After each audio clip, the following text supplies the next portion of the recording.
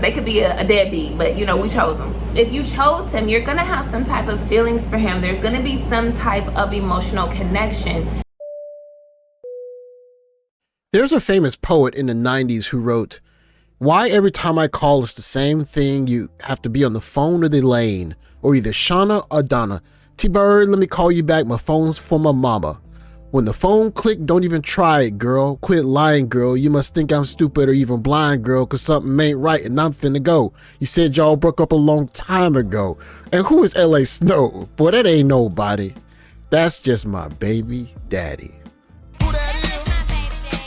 A Cosmopolitan article from October 1st, 2022 speaks about what is fluid bonding.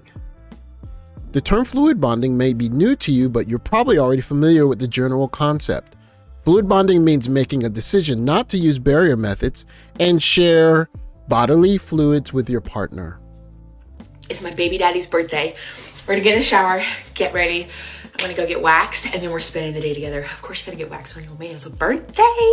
Theoretically, it's not the same as spontaneously engaging in unprotected activities, says Tara, PhD and associated and professor of activities communication at Cal State University, Fullerton, and host of Love Bites by Dr. Tora podcast. Fluid bonding usually happens when a couple has been together for a while and has consciously decided to stop using protection during activities. The key words here are consciously decided. In other words, it is a mutually pre-planned decision to stop using barrier methods, and the discussion likely happens well in advance before it's actually implemented. Very important there, because when we talk about baby mamas and baby daddies, that matters.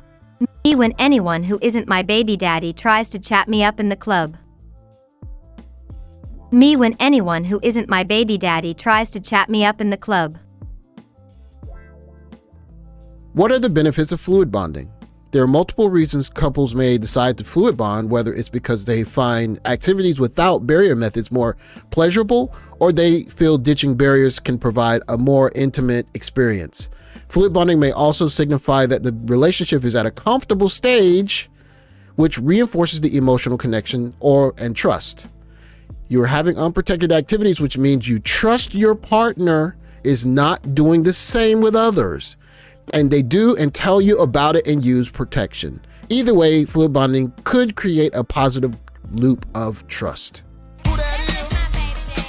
Okay, so we're wearing this black dress. It is from Old Navy. It is not maternity, but it's one of Anthony's favorites on me, and it's his birthday, so why not? Fluid bonded partners may feel a heightened sense of connection, but it is also important to keep in mind that the perceived psychological benefits are, this is what's important, highly subjective and will differ from one person to the next. That's pretty important. What the do you want? Me FaceTiming my baby daddy, even though he said he is done with my BS, but he still kinda love me. Go ahead. It's easier to say, okay, just get off your baby daddy when your baby's a certain age. If your baby is crying in a playpen, that's very difficult to say, because you not only miss him, you know, maybe because you want that partnership, you want that familial unit, but you need help. The poet continues, "You said your baby daddy was locked up, but why? The bird said y'all was at the mall, you a lie. Okay, then what's his name? Laval? Yesterday you said his name was Jay, so it ain't the same. It must be your new boyfriend. How come your best friend told me the dude's name was Ken? You better get it together, because whenever you lie, I'm like Mary J, I'm not gonna cry." Sounds to me like he was worried about some fluid bonding. I bet that's just your favorite dad. Remember, fluid bonding is only talking about just the intimacy itself. There are not many studies available, at least to my knowledge, that explain exactly the chemical actions that happen between two people that create a child together. I think one of the biggest lies that's been perpetrated to ELs, if you will, is that the first baby daddy is not that big of a deal. And in fact, it's a really big deal, because that guy was the first choice. It was the throw all of your caution to the wind, I want a baby with this guy choice. And you can't take that away with logic. And so when another guy comes in and he tries to be the good guy, These kind of horror stories happen. Were you cheating on him with your baby daddy? Yeah. Holy crap.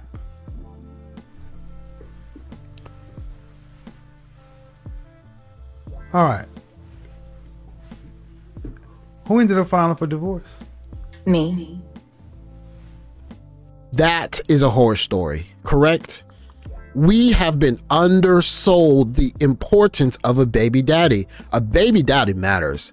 And there's a reason why in many traditional cultures, it's very difficult for young ladies after they've had a baby daddy who did not either A, provide for the kid, or B, not marry the woman, choose to shun that woman, because that man has made a very strong impression on that woman that can't be done away with. And in this case, a good guy suffers.